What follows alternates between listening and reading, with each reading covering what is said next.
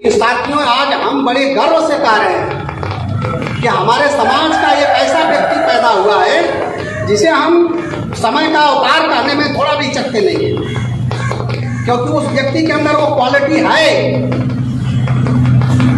आज वो व्यक्ति जिंदा है, उसका कोई महत्व नहीं है, कल शरीर रूप में नहीं रहेगा। ये इतिहास याद करेगा अम्बेडकर की तरह कि भारत में एक ऐसा भी व्यक्ति था जो उत्तर प्रदेश के पार्लियामेंट में विधानसभा में मंत्री रहते हुए अपने समाज के लिए उसने अपने पद का त्याग किया। डॉक्टर भीमराव अंबेडकर के बाद ये दूसरा व्यक्ति है। आने वाला इतिहास इस बात को याद रखेगा। सर्वप्रथम राष्ट्रवीर महाराजा सुहेलदेव जी को चरण स्पर्श करते हुए मैं एक खुशी जाहिर करना चाहता हूँ कि आज जो हम इकट्ठे हुए हैं, इसके पीछे एक ही मकसद है कि हम अपने आप को पहचानें। हमें क्या करना है, हमें क्या रणनीतियाँ तैयार करनी है, उसके बारे में हम अच्छी तरह जानें। साथियों, ये हमारा घर है। यहाँ हम मिल बैठ करके अपने विचारों का आदान प्रदान करेंगे। विचारों के आदान प्रदान के दौरान अगर कुछ ऐसे शब्द निकल जाते हैं जो किसी को अच्छे ना लगे तो उसे गहराई से नहीं लेना, क्योंकि मार्गदर्शन के समय हम इस फंडामेंटल बात करते हैं कि सभी लोगों के ऊपर ये लागू है। और वह बात अगर किसी के निजी जीवन में अगर है तो उसे बुरा लगता है, तो मैं चाहूँगा कि क्षमा करेंगे, हर वक्ता को क्षमा करेंगे, क्योंकि मकसद सिर्फ यही है कि हमारी जो समाज है वो जागरूक, हमारे अंदर जो बुराइयां हैं वो धीरे धीरे समाप्त हो, अच्छाइयों की तरफ हम बढ़े। तो साथियों, इस समय एक दौर चल रहा है इलेक्शन का, और ये दौर 5 वर्ष के बाद आया है। गलतियां हम ये कर जाते हैं कि 5 वर्ष तक तो हम यूनिटी बनाते हैं, उस यूनिटी को देखकर ऐसा लगता है कि हमारे अंदर बहुत काफ़ी यूनिटी हो गई है। दास एक अक्सर एग्जाम्पल देता है, क्योंकि मैं बचपन में जब पढ़ता था तो हमारे मामा एक बात कहा करते थे। मैंने एक बार मीटिंग में रखा था वो बात कि 2 कुत्ते जो हैं, हम अपनी चारपाई के नीचे अगर थोड़ा एक बाल्टी पानी फेंक दें तो 2 कुत्ते आकर के गड्ढा खोदेंगे और इस तरह बैठ जाएंगे कि सिक्योरिटी को भी ध्यान में रखेंगे कि कोई हमें मारे नहीं, दोनों का मुंह 2 तरफ होगा। लेकिन जैसे ही उसके सामने एक मांस का टुकड़ा हम देखते हैं, तो उस मांस के टुकड़े को इस तरह लोग फूट पड़ते हैं 2 कुत्ते, तो मांस का टुकड़ा मिट्टी में लपड़ करके जो है वो मांस जैसा नहीं दिखता, एक साइड हो जाता है और एक दूसरे का मुंह नोचना शुरू कर देते हैं और वो लहूलुहान हो जाते हैं। उन्हें लगता है ये लहू मांस के टुकड़े से आ रहा है। हम इस तरह की गलतियां अक्सर इलेक्शन के समय करते हैं। बुरा नहीं मानिएगा, क्योंकि जो हमारी कमियां हैं वो हर किसी को दिखती है, लेकिन कोई मंच से कह नहीं पाता है।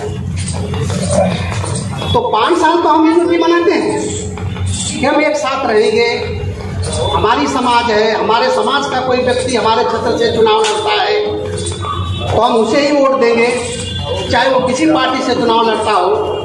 इस तरह की हम यूनिटी बनाते हैं। लेकिन जैसे ही चुनाव आता है, जो पहले से कन्विंस पावर रखते हैं, जो एजुकेटेड लोग हैं, हमारा इस्तेमाल करते हैं। कोई दारू पिला के इस्तेमाल कर लेता है, कोई मांस मुर्गा खिला के इस्तेमाल कर लेता है, कोई हमको रोकड़े पैसे देकर इस्तेमाल कर लेते हैं। जो इन सब चीज़ों से नहीं टूटता है उसे बूथ अध्यक्ष बना देते हैं। बीच में एक अभियान चला था भारतीय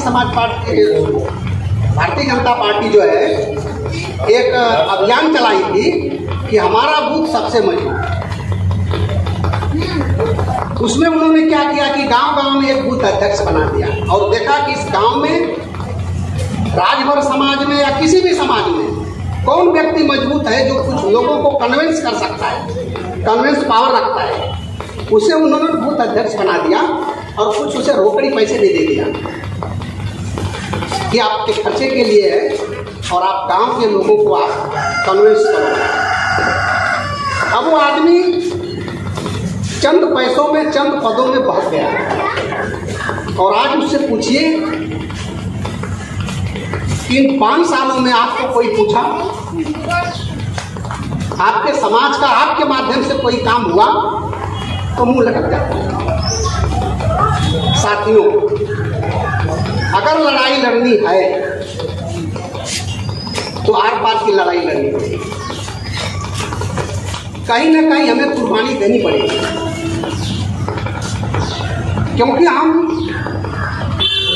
मानते हैं कि अवश्य हम इतने दिन तक जिनके साथों में थे उनसे हमारा कुछ छोटा बड़ा काम हुआ है, लेकिन अगर समाज की लड़ाई लड़नी है तो अब हमें उसे नजरअंदाज करके समाज के साथ खड़ा होना पड़ेगा।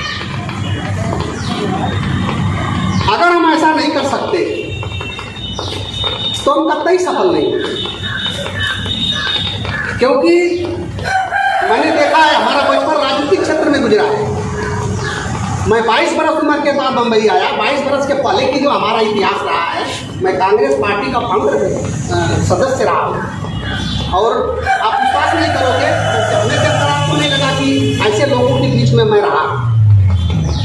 जिस समय वीर बहादुर सिंह उत्तर प्रदेश के चीफ मिनिस्टर थे, उस समय लोकपति कमलापति त्रिपाठी के लड़के लोकपति त्रिपाठी के साथ में रहा हूँ। और एक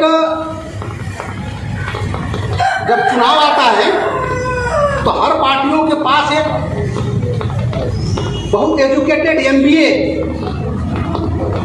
जो मानो ह्यूमन रिसर्च MBA के जिसे आचार बोलते हैं, आचार रखते हैं, जो मानो ह्यूमन पर रिसर्च करते हैं, तो वो रिपोर्ट देते हैं कि व्यक्ति को कैसे कन्विंस किया जाए, उस हिसाब से फील्ड में काम होता है।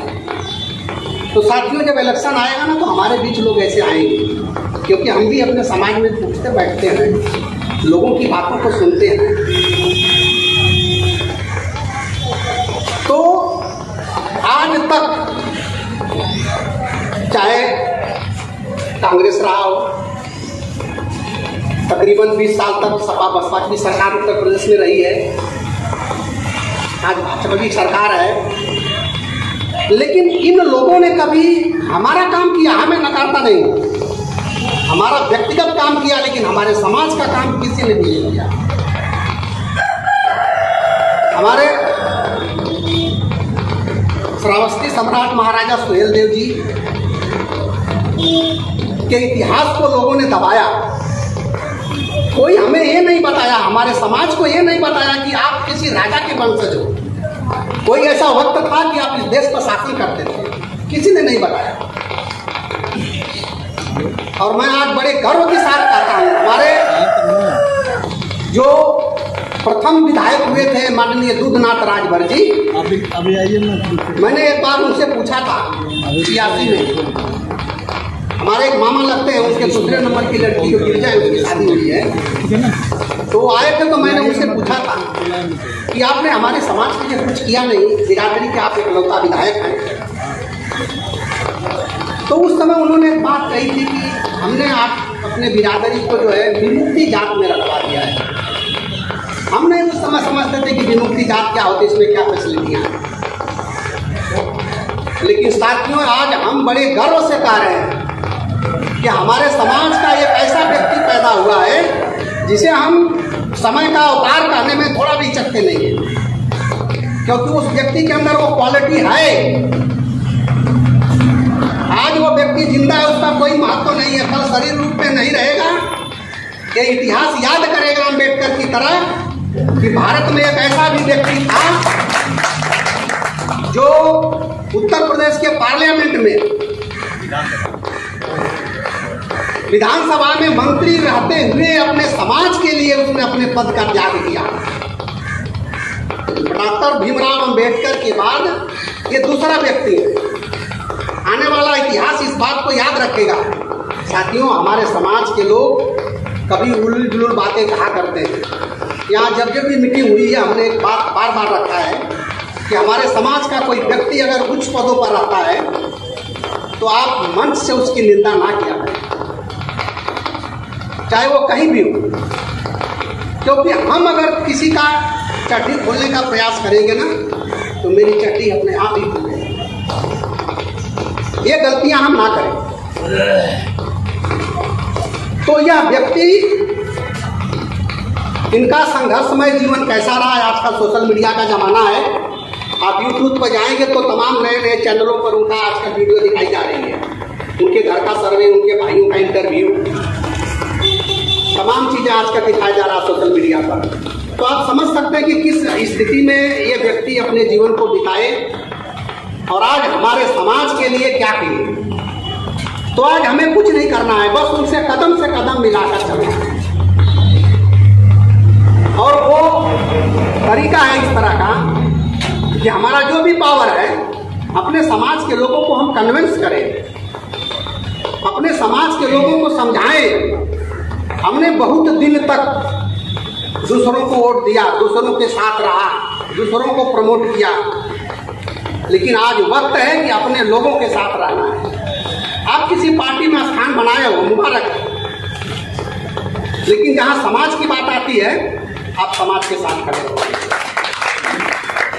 मुझे वो दिन बहुत बुरा लगा। मैं कभी वक्त मिलेगा तो बहुत बड़े मंच से भी ये बात कहूंगा कि उत्तर प्रदेश की विधानसभा में हमारे समाज के लोग हमारे समाज के लिए बात कर रहे थे और हमारे समाज का ही एक व्यक्ति उस विरोध किया। वहां सामान्य वर्ग के लोग किस तरह से तालियां बजाएं, आप देख सकते हैं, यूट्यूब पर आज भी पड़ा है। तो साथियों, हमें वो गलती नहीं करनी है, हमें वो गलती नहीं करनी है। माना मुझे कोई मंत्री नहीं बनाएगा, मैं एक प्रेस में काम करता हूं। हमारे प्रेस में शाम के समय तमाम लीडर आते हैं, तमाम लोगों का बुकलेट छपता है। कभी कभी वक्त आता है तो हम पूछते, मैंने एक यादव से पूछा, कमलेश यादव का पंपलेट छपता था हमारे प्रेस में, और कमलेश जी आए, मैंने पूछा उनसे कि आप कांग्रेस से चुनाव लड़ रहे हो, उत्तर प्रदेश में आपकी इतनी बड़ी यूनिटी है, आपकी सरकार है उत्तर प्रदेश में, तो यादव समाज की जो यूनिटी का जो फार्मूला है वो क्या है, किस आधार पर आप इकट्ठा करते हैं। उसने कहा एक बात कि हमारा एक फार्मूला है कि कहीं चाहे किसी के भी घर जाए, हमें एतराज नहीं, लेकिन जाए तो किसी यादव के ही घर जाए। हमारा क्या है, हर कोई समझ सकता है, मैं बहुत जमीन से उठकर आया हूं और आज मैं बहुत बड़े स्तर पर काम नहीं करता हूं, मैं समाज को समय नहीं दे पाता हूं, लेकिन यहीं पर जो मीटिंगें होती हैं मैं समय दे पाता हूं। हमारा क्या है कि हमारा अगर पट्टीदार भारतीय सुहेलदेव पार्टी में है तो हम बसपा में चले जाएंगे। हमारा अगर कोई भाई एक कांग्रेस में है तो हम भाजपा में चले जाएंगे। अरे भाई, आप भाजपा में रहो चाहे कांग्रेस में रहोगे तो राज भर ही रहोगे ना। तो जहां समाज के उत्थान की बात आती है वहां हमें एक जगह रहना है। नहीं अगर कोई कह दे कि भारत के असेंबली में या उत्तर प्रदेश के पार्लियामेंट में कोई हमारे समाज के बारे में खुलकर बोला हो, आज 75 साल हो गया जो है देश को आजाद हुए, अगर कोई बोला तो हमारे समाज का व्यक्ति ओम प्रकाश राज। आज मुझे गर्व है, मैं बहुत बड़ा ओम प्रकाश जी का सपोर्टर नहीं हूं, लेकिन मैं बड़े गर्व के साथ कहता हूं कि यही एक व्यक्ति है जिससे हमारे समाज के लोगों ने पूरे भारत में जाना कि राज भर भी कोई बिरादरी है। आज सब लोग को मालूम है कि आज पूर्वांचल में इस बिरादरी जो है सीएम मेकर है, ये जिसे चाहेगी सीएम बनाएगी, जिसे चाहेगी हरा देगी। लेकिन डर एक बात का है साथ, कि हम वो ना गलती करें कि कोई हमें बूथ अध्यक्ष बना दे, कोई दारू दे दे, कोई मुर्गा दे दे, कोई रोकड़ा पैसा दे दे और हम उससे चंद दिनों के लिए वोट दें। मैं एक इंटरव्यू देख रहा था, एक महिला बोल रही है कि हमको 5 किलो अनाज नहीं चाहिए। एक अनपढ़ महिला है, पढ़ी लिखी नहीं है, भोजपुरी में बोल रही हो कि हमको 5 किलो अनाज नहीं चाहिए, हमको रोजगार दे दो कि हम 10 किलो कमा सकें।